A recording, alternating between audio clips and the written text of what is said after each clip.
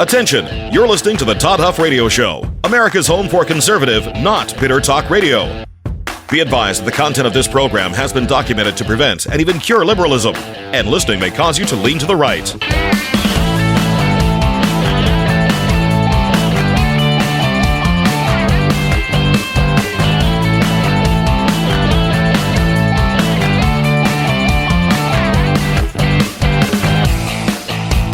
Here's your conservative, but not bitter host, Todd Huff.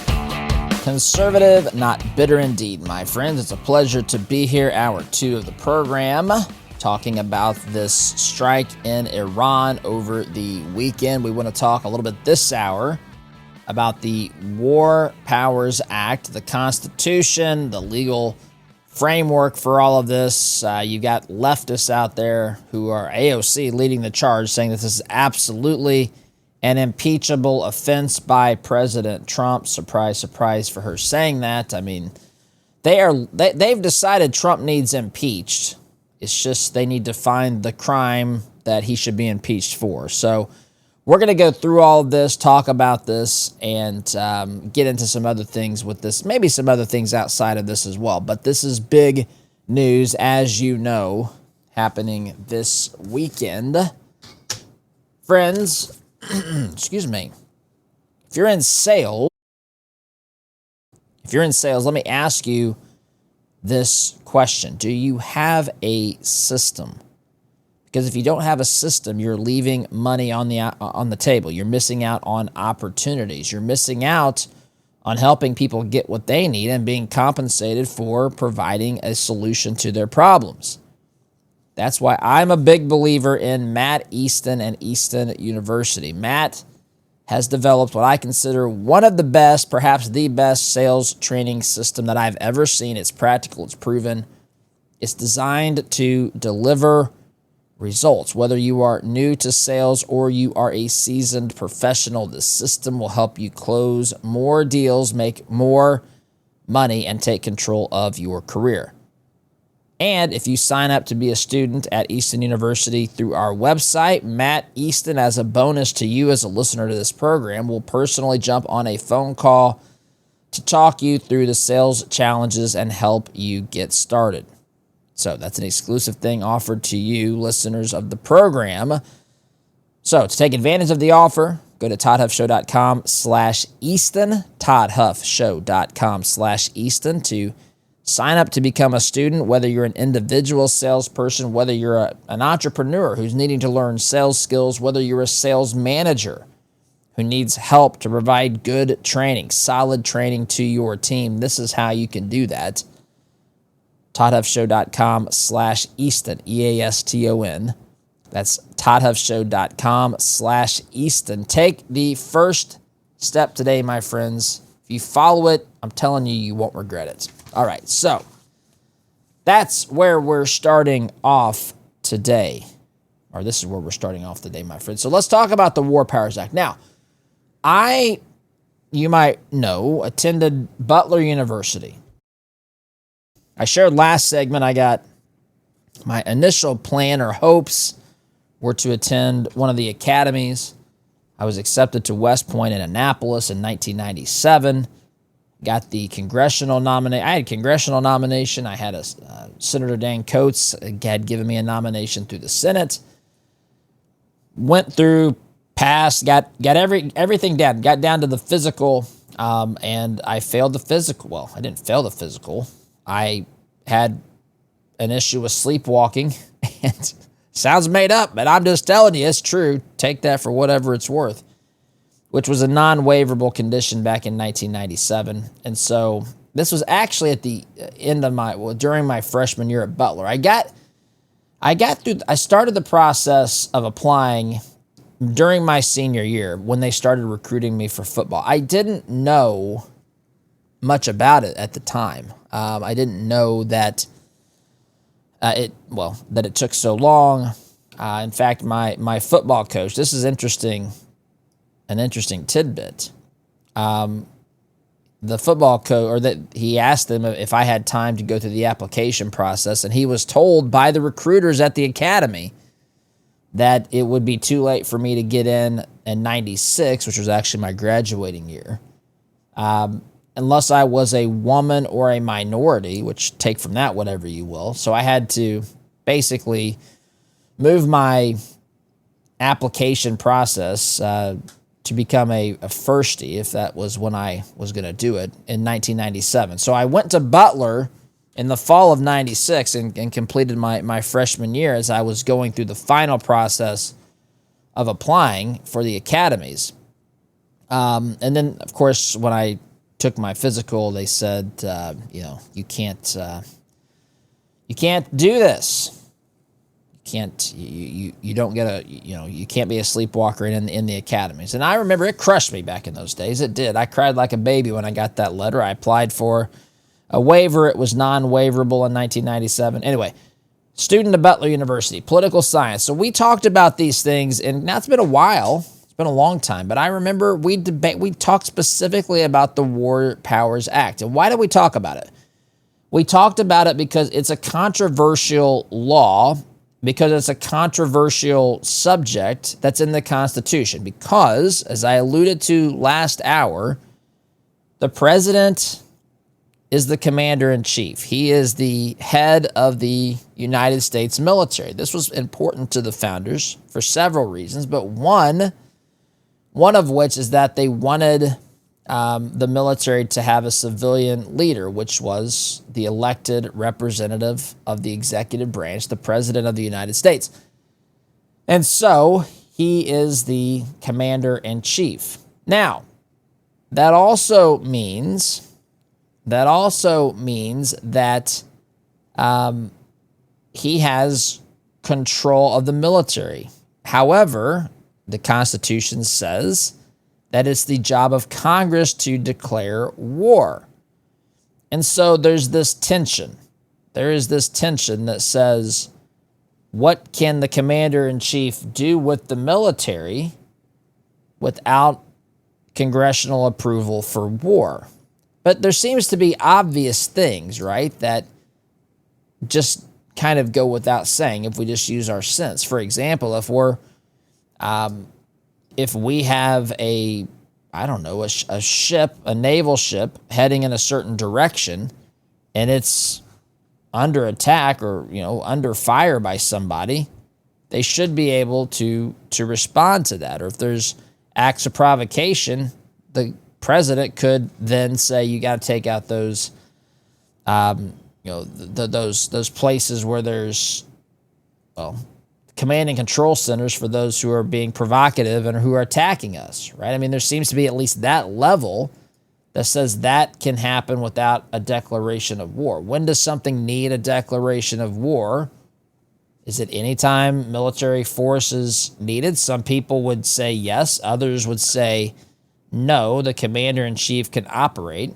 And so there's just back and forth, right? This was at the near the end of the Vietnam War, which was another. Listen, we got ourselves into a conflict without ever declaring war. I mean, and it was a war without being officially declared a war. So you have all the semantics, you got all the different perspectives, you got the clear responsibility in the Constitution that Congress is responsible for declaring war, but the president is the commander-in-chief. Where are these lines to be drawn? How are we to interpret these things? So they passed the War Powers Act of 1973. Now, some people who believe that the president should not engage in any military confrontation whatsoever would say, listen, you can't use the military at all.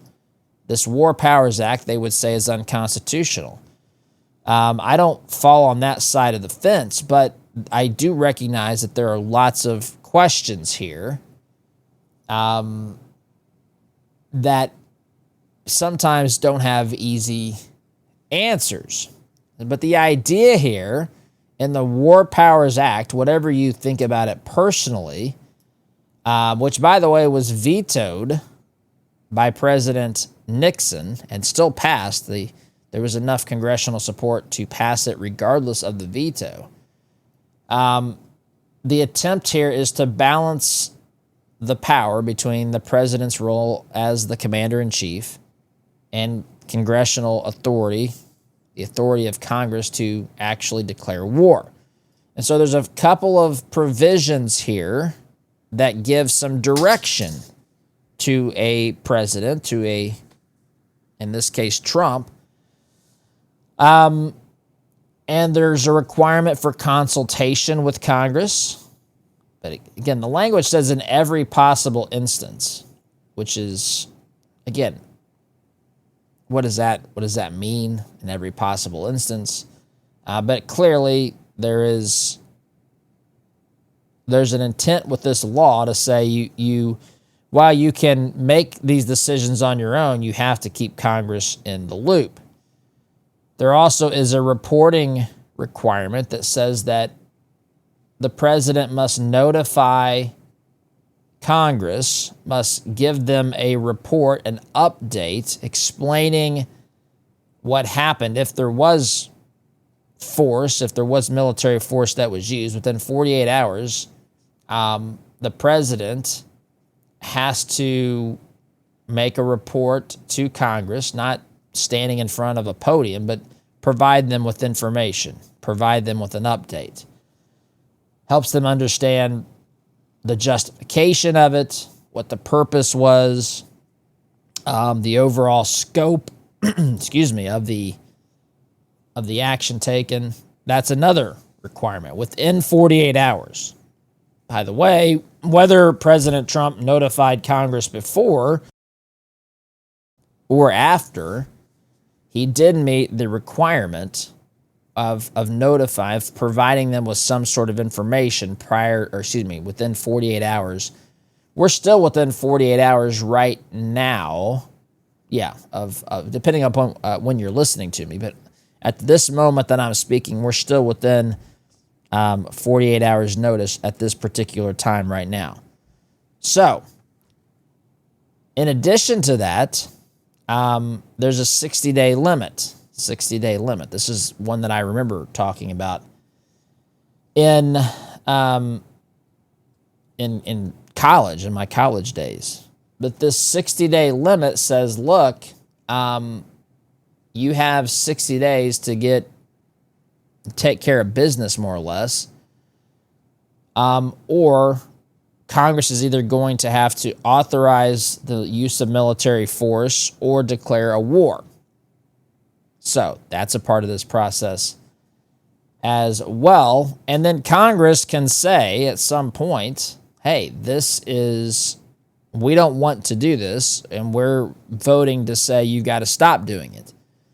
So you can see, I mean, in my estimation, a reasonable set of circumstances and the law there. So I want to go through this today, my friends. I want to talk about this. Before I do that, though, my friends, I want to tell you that Mike Lindell and MyPillow, the employees there want to thank you. Many of you have bought their products, and they want to say thank you for all your continued support of MyPillow. Mike has a passion to help everyone get the best sleep of their life. He didn't just stop by creating the best pillow. He created some wonderful bed sheets as well. Mike is offering the best deal on his Percale bed sheets. You can get a set for as low as $24.98. The MyPillow Percale bed sheets are breathable and have a cool and crisp feel. They have deep pockets to fit over any mattress. They look great. They feel great, which means an even better night's sleep for those of you who are looking for that. This is a product that can help you get a better night's sleep. And also, for a limited time, when you place an order for over $100, you'll receive $100 in free digital gifts from MyPillow. So go to MyPillow.com, use promo code Todd to get your Percale bed sheets for as low as $24.98. MyPillow.com, promo code Todd. You'll get the Percale bed sheets and anything else you want there as well. But you'll also get free $100 in free digital gifts if you place an order of $100 or more. MyPillow.com, promo code Todd. All right. So did Trump actually follow the War Powers Act, or is AOC right, saying that this is an impeachable offense, that Trump should be impeached and even removed from office for violating the Constitution and violating the law? So we're going to just summarize. We're going to summarize both, I guess, sides of this really quickly, just to give you a fair, this sort of stuff is not done in media, right? They cherry pick headlines. Everybody, they bring on all these experts to tell us why Trump should be impeached and all that. It doesn't matter what Trump does. The answer for the left and the media is always Trump needs to be impeached. So here we go. This is, well, you can go back.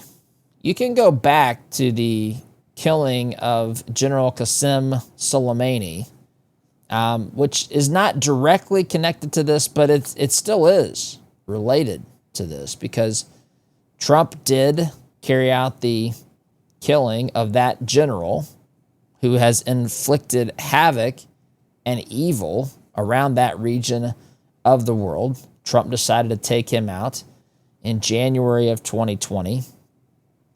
He did submit his notification to Congress then, and like that, they've updated Congress today. Now, I did see that Caroline Leavitt said that President Trump informed Congress before this. I saw Pete Hegseth say that they notified Congress after the stealth bombers either were on their return, out of harm's way, maybe back at the base or whatever.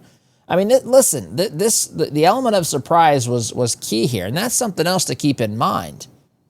That's something else to keep in mind here, because having a bunch of people know this information, especially in Washington, D.C., where everyone talks to the media and everything else, this could have jeopardized the mission, the safety of the people involved, all of that, right? So, not everybody needs to know. In fact, most people don't need to know this. Now, I'm not saying to violate the law. I'm just saying if they're talking, there's a difference between talking about strategically what's going to happen and tactically what we're about ready to do. And you certainly don't want those plans that are out there. So they've informed everybody. It's not like they did this strike and they're denying it. They're pretending like it didn't happen. They've acknowledged it. There's a limited engagement here, at least at this particular point in time. It's a clearly defined mission. The mission was to target these 3 facilities and to take them out. And the facilities were taken out. The president would say, under his Article 2 powers in the Constitution. It's not an act, it did not amount to something that would be declared a war. These are not intended to be hostilities that are extended and ongoing and long-term. So it's perfectly fits within, Trump would say, supporters of this would say, within the War Powers Act. And, there is some historical precedent for this sort of engagement. Now, the administration can also, I think, I don't know that I've heard them. I have heard them if you listen to longer press conferences, if you listen to the rationale. The rationale and the explanation is there. You don't have to necessarily, I guess, agree with it, but it's certainly an explanation. Again, which I went through last hour. You've got a Islamic Republic that hates Israel, that's threatened to wipe them off the face of the planet, that's threatened our country as well. They've threatened to kill the commander-in-chief, the president of the United States. You may recall, wasn't it Iran, I believe? Actually, I'm not sure on that, but I remember there were people terrorists who came across our southern border who we believed smuggled Tomahawk missiles across the border, that we also learned that the target of those Tomahawk missiles, not Tomahawk missiles, forgetting the name of the missile, the shoulder fired missile. The target of the missile was Trump Force One, which was Trump's plane when he wasn't president. Stinger missiles, there you go. So this is again, there's lots of rationale and thinking behind this as to, we've got a nation that's hostile towards America, that's hostile towards American interests, that has been involved with Hezbollah, which Trump pointed out, use their proxies to basically be fighting American forces. When we were fighting in Iraq and Afghanistan, they did these things. Now they're going to have a nuclear weapon. That's not a good mix. We can't let that happen. These people they're running the country of Iran. They're crazy, maniacal lunatics chanting death to America. They can't have it. I took out their capabilities. This wasn't an extended strike. We didn't go after any other targets. We simply took out their capability to do that. Now, opposition, I'm going to have to take a break here. I don't think I can get all this in. There's opposition, of course, to this as well. And even though I don't agree, I think Trump was within his rights to do this.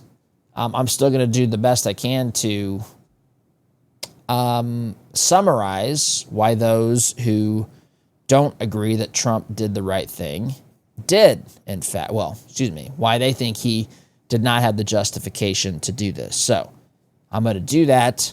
It's just going to have to be on the other side of the break because I'm going to run out of time here, my friends. Before I do that, my friends, you know what's crazy? We spend more time taking care of our cars, our automobiles, than we do taking care of our hearts. Think about that for just a minute. We change the oil in our car, rotate the tires, we perform all sorts of routine maintenance, and we keep everything running smoothly. But when it comes to our health, oftentimes, my friends, we don't use the same level of care and preventive maintenance. That's why I take Solti. Solti is an all-natural, clinically proven dietary supplement that lowers your cholesterol safely. No prescriptions, no doctor's visits, just 2 Solti soft gels a day. That's all it takes. It's not a drug, and it's been proven by science to work for a lot of people. It may be able to work for you as well. Your family depends upon you, my friend. So does your church and your business, your community. And we need you in this fight for this great nation. So do not put off taking care of yourself. Do that today. Soltea.com, SOLTEA, promo code Todd. That's going to save you 50% on your first order and get you free shipping to boot. Soltea.com, promo code Todd. Quick timeout, my friends. You're listening to Conservative Not Bitter Talk. I'm your host, Todd Huff. Back here in just a minute. Welcome back, my friends. I want to reference an article here, the New York Post article here, when I kind of tell you what the opposition is saying here regarding Trump's strike of Iran from a constitutional framework. AOC, this is the headline. AOC, furious Dems call for Trump to be impeached over Iran strikes. Impeached, my friends. So let me read to you what this says. Progressive Squad Representative Alexandria Ocasio-Cortez and a chorus of Democrats called on President Trump to be impeached after he decided to bomb top nuclear facilities of Iran, blasting the move as, quote, unconstitutional. The president's disastrous decision to bomb Iran without authorization is a grave violation of the Constitution and congressional war powers, AOC declared not long after Trump announced the attack. He has impulsively risked launching a war that may ensnare us for generations. It is absolutely clearly grounds for impeachment. Again, this is AOC, not me. Earlier in the day on Saturday, Trump announced that he had ordered strikes to target Iran's Fordo, Natanz, and Esfahan nuclear sites. Trump noted that all American planes successfully departed Iranian airspace and were safely on their way home. Trump endured bipartisan backlash over the strikes, but so far only Democrats have clamored for impeachment, despite some of them acknowledging that they lack the votes. Representative Thomas Massie, by the way, Thomas Massie has been in the metaphorical crosshairs of Trump. I like Massie, too. I do. I know that many MAGA folks do not. I think Massie, in a lot of ways, is principled. Here's what Massie said, representative from the state of Kentucky, a Republican. He says, this is not constitutional, is what he said. Top Intel Committee Democrat Jim Himes, a Democrat from Connecticut, similarly accused Trump of exceeding his presidential authorities with the strikes and griped that he was not given advance notice of the strikes. According to the Constitution, we are both sworn to defend. My attention to this matter comes before bombs fall. Full stop. That's what he said, Congressman Jim Himes on X. Again, if you read the War Powers Act, now I don't know if they're referencing, again, this is where you have to have, there's discussion as to whether some people accept the War Powers Act, but it is a law in the books, and the president informed Congress within 48 hours. Now, I suppose they could say he didn't consult enough with them. I mean, some of these are things that we don't really know. How many conversations were being had with members of Congress regarding what was taking place, what was being planned to take place. These wouldn't necessarily have been meetings out in the open. So, but some are going to claim that he didn't consult with them enough, or maybe even at all prior to this. The comments saying that they wanted to know before, I don't think that that's a requirement. The requirement is to be informed within 48 hours of the strike of the justification, the scope of the attack, and all of that, which it appears to me that Trump has done that. Going back to the article here, Himes is a member of the so-called Gang of Eight, a group of 8 lawmakers, including the majority and minority party leaders and top members of the intelligence committees in both chambers of Congress.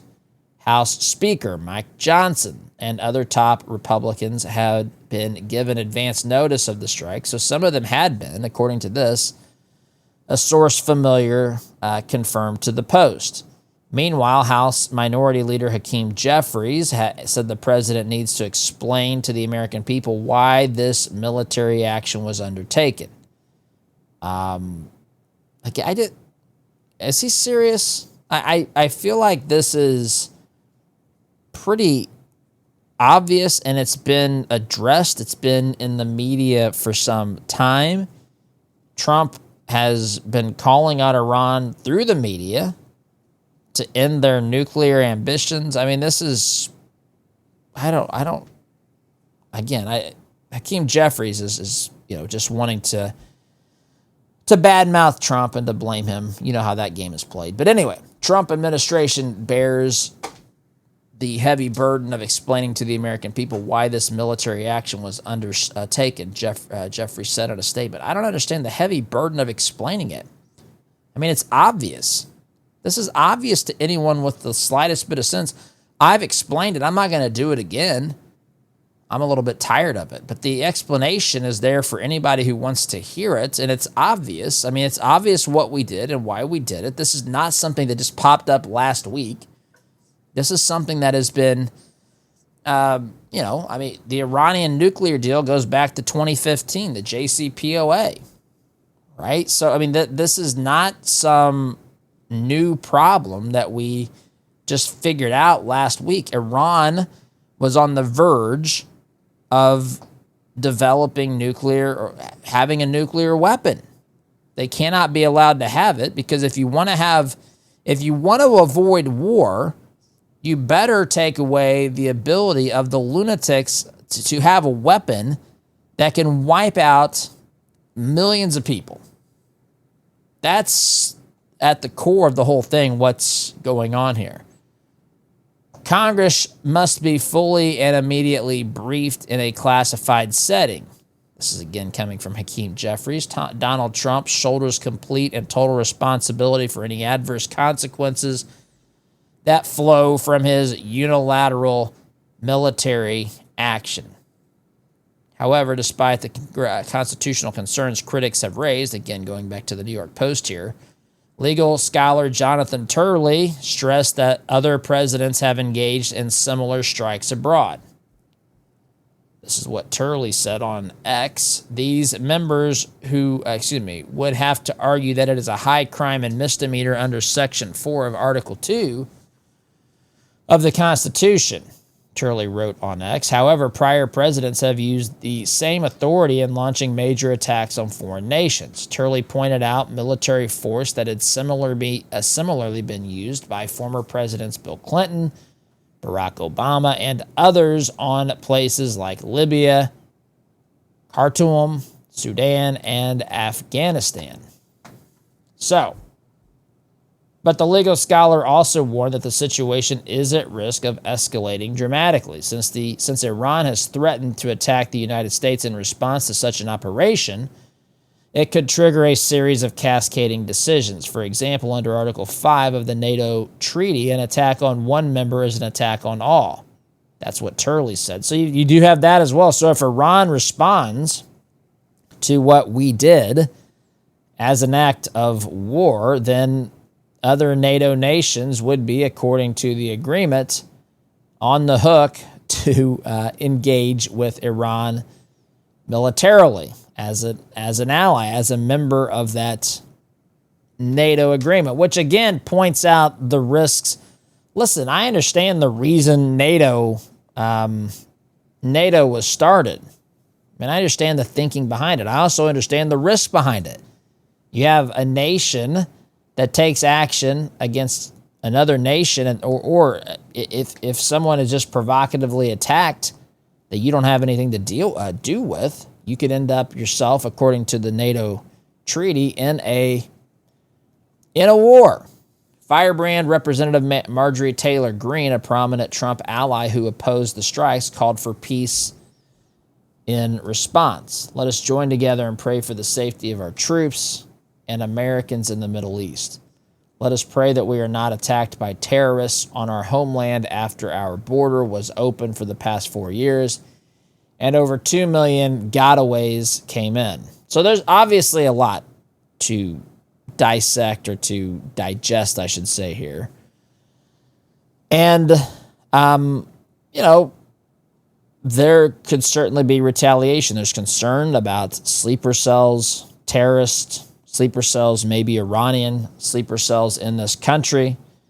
There's concerns that the shutting down of the Strait of Hormuz, which is a vital waterway that is a narrow waterway that the Iranians are attempting to shut down, which could escalate into other activities on the seas where we would open that back up. This has the potential for a lot of things. The price of oil could increase, maybe skyrocket. We'll see how this all plays out. But may I say this, a nation led by the lunatics in this Islamic Republic having a nuclear weapon is, I would say, far more dangerous than if you take away their capabilities, because if they had the capability, then they have the capability of using it. We've taken out that capability, so that's at least off the table, not because of the leaders' the leaders' lack of desire to use it. Instead, because we took away their capability of having it. At least that's what we think, according to reports. I'm at the end of this segment here, my friends. Sit with me one more segment on the other side of the break. You're listening to Conservative, Not Bitter Talk. I'm your host, Todd Huff. Back in just a minute. All right, my friends, last segment of today's program. I'm not going to play the sound bites, but I got some notes. I watched the press conference Sunday morning. I watched it later in the day before I watched my Pacers lose Game 7, which I don't want to talk about. But I watched Pete Hegseth and General Raisin Kane take and answer questions from the media. So some of the things they were asked: is this about regime change? No, this is not about regime change. Now, Trump has since gone to Truth Social. This was 18 hours ago, so this was midday or Sunday afternoon, the day after the day after the strikes. He said this on Truth Social: "It's not politically correct to use the term regime change, but if the current Iranian regime is unable to make Iran great again, why wouldn't there be a regime change?" A regime change. MIGA, M-I-G-A, make Iran great again. So, look, we're not directly engaged in a regime change, but it stands to reason that it would be in, well, presumably in U.S. best interest if there was an uprising and a regime change that the Iranian people made for themselves. Because, at least theoretically, if you have the whole issue here is the people in charge. We don't trust them. They're madmen. They're evil. They're wicked. They've told us they want to wipe Israel off the face of the planet. That doesn't mean that that's what the average Iranian wants. The average Iranian doesn't like this regime. I mentioned to you, I got to do that. I mentioned to you that there are just some of the things in Iran. Where did I put that?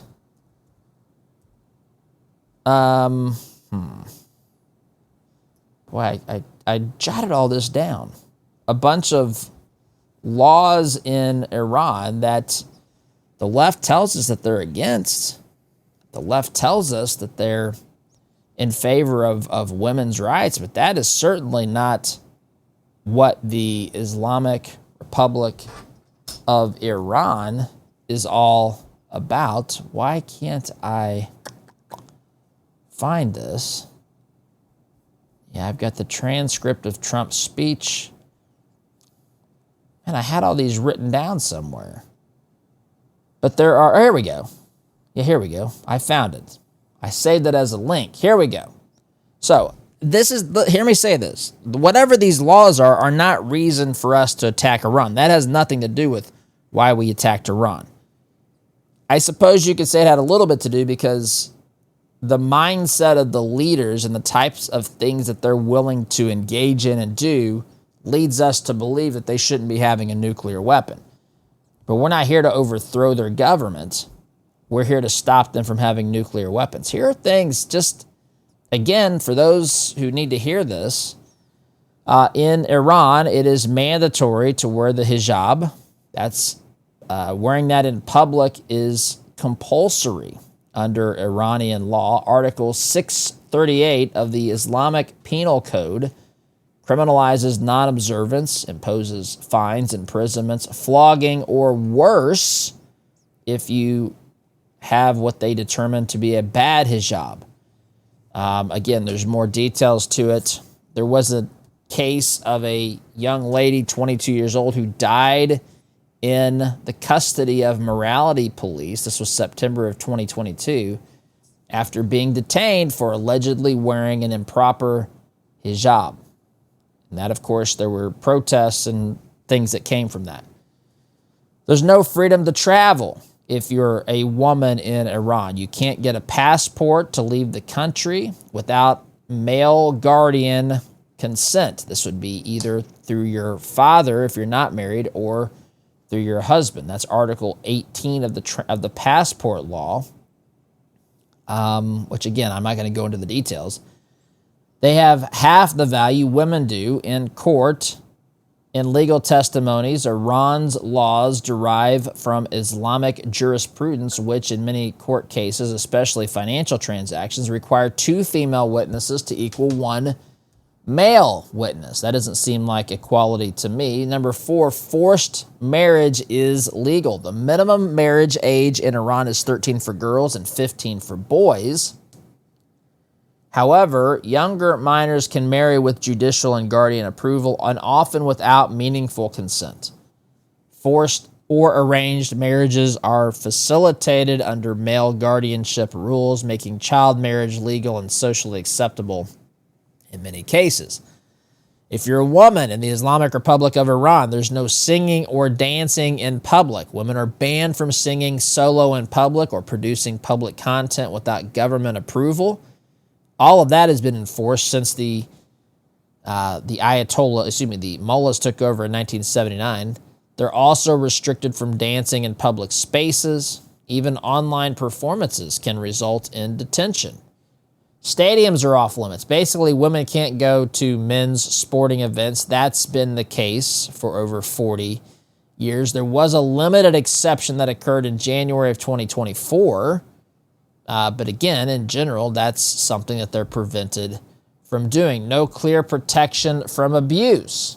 Iran lacks comprehensive protections against domestic violence, marital rape, spousal abuse, or workplace sexual harassment.